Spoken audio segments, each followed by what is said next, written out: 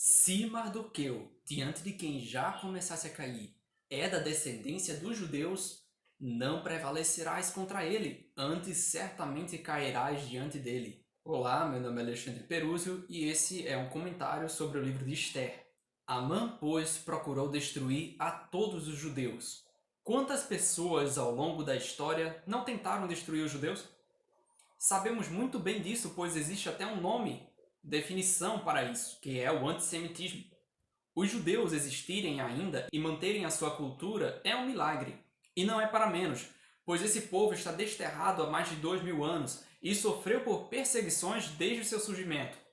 Tantos povos fortes surgiram e sumiram, mas o povo judeu continua aí. Qual é o segredo dos judeus?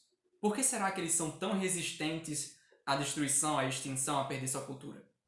Eles não são nada de si mesmos, mas é porque Deus é por eles. O povo israelita é o povo terreno de Deus, e esse povo jamais será totalmente extinguido. A igreja é o povo celestial.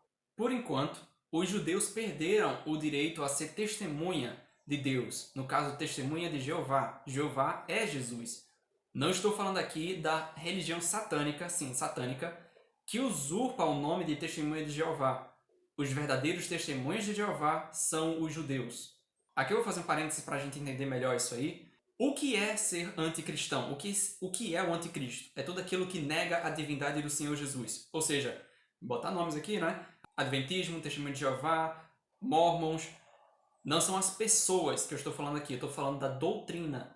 A doutrina Mormon, a doutrina Adventista, a doutrina Testemunho de Jeová, todas essas doutrinas, a espírita, todas essas doutrinas são satânicas e anticristãs. Por isso, fique longe delas. Se você reconhece a Bíblia e o Senhor Jesus como guia, fuja dessas religiões, seja sincero e seguir somente pela palavra de Deus. Por favor, fuja dessas religiões. Nisso conhecereis o Espírito de Deus. Todo espírito que confessa que Jesus Cristo veio em carne é de Deus. Ele não nasceu aqui em carne, ele se vestiu de carne, ele veio porque já existia antes.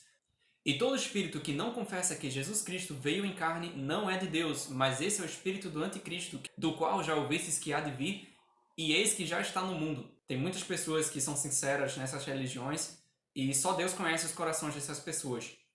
E é por isso que eu me importo, e verdadeiramente quero que essas pessoas sejam libertas dessas religiões que prendem você pelo medo de que você nunca vai ter certeza de nada lá. Você nunca vai ter certeza de que você está salvo, você nunca vai ter certeza para onde você vai depois da morte, porque tudo isso está envolto em você. E você é digno de confiança? Não é. Nenhum de nós é digno de confiança. Só Deus é. Quando a Bíblia diz pela graça sois salvos, significa que somos salvos por algo que não merecemos. Recebemos um presente de algo que nunca merecemos. O que é que essas religiões dizem? Que você é seu salvador porque você vai fazer o bem e Deus vai ser obrigado a te dar a salvação. Que loucura. Deus não é obrigado a nada. E você não conseguirá jamais fazer ele se agradar de você mesmo. Porque a justiça dele está muito acima de qualquer coisa que você possa fazer. A única coisa que pode te salvar é a obra do próprio Deus para você.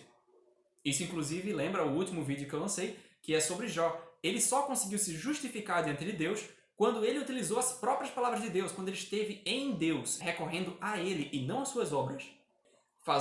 Já terminei de fazer esse adendo, né? Espero que as pessoas tenham entendimento de que isso não é contra pessoas, é contra religiões satânicas, o sistema e não contra as pessoas. Mas aí falando sobre os judeus ainda, essa condição dos judeus não será para sempre. Quando a igreja for retirada da terra, os judeus passarão pela tribulação. A igreja não passará. E depois disso, Cristo virá conosco para resgatar os judeus. E então, Cristo implementará o seu reino de 1000 anos de paz. Esses são muitos outros assuntos que misturam-se aqui, e seria muito difícil explicar tudo isso, mas com o tempo a gente vê isso. O mais importante aqui é ver a importância do povo judeu. O livro de Esther é bem sucinto quanto a isso, não tem muita doutrina, não tem muita explicação assim do povo judeu, das coisas, porque eles estavam desterrados, o povo judeu estava numa situação muito parecida com o que eles estão agora. Quer dizer, eles estavam fora da sua terra, estavam sendo cativos naquela terra sem ter a possibilidade de adorar da forma correta e tal. Então o livro de Esther, ele mostra a importância do povo judeu e o cuidado de Deus para com eles fora da sua terra. Quer dizer, Deus cuida das pessoas mesmo que elas estejam fora do local em que deveriam estar. Por exemplo, hoje em dia, as denominações não são o querer de Deus. Mas ainda assim, Deus cuida das pessoas individualmente lá? Cuida sim, cuida sim. Porque assim como cuidou do povo judeu que não estavam em obediência a ele, como povo, ainda assim Deus cuidou deles naquele lugar. Por exemplo, né?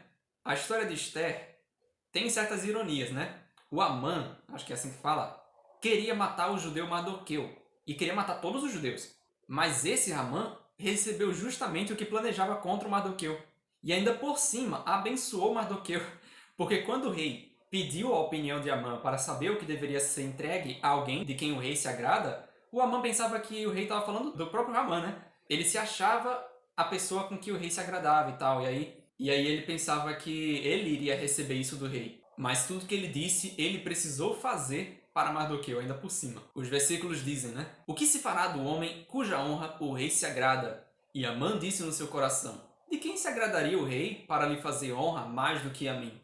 Assim disse Amã ao rei, para o homem de cuja honra o rei se agrada, tragam a veste real que o rei costuma vestir, como também o cavalo em que o rei costuma andar montado, e ponha-se-lhe a coroa real na sua cabeça, e entregue-se a veste e o cavalo à mão de um dos príncipes mais nobres do rei, e vistam delas aquele homem a quem o rei deseja honrar, e levem-no a cavalo pelas ruas da cidade, e apregoe-se diante dele. Assim se fará ao homem a quem o rei deseja honrar.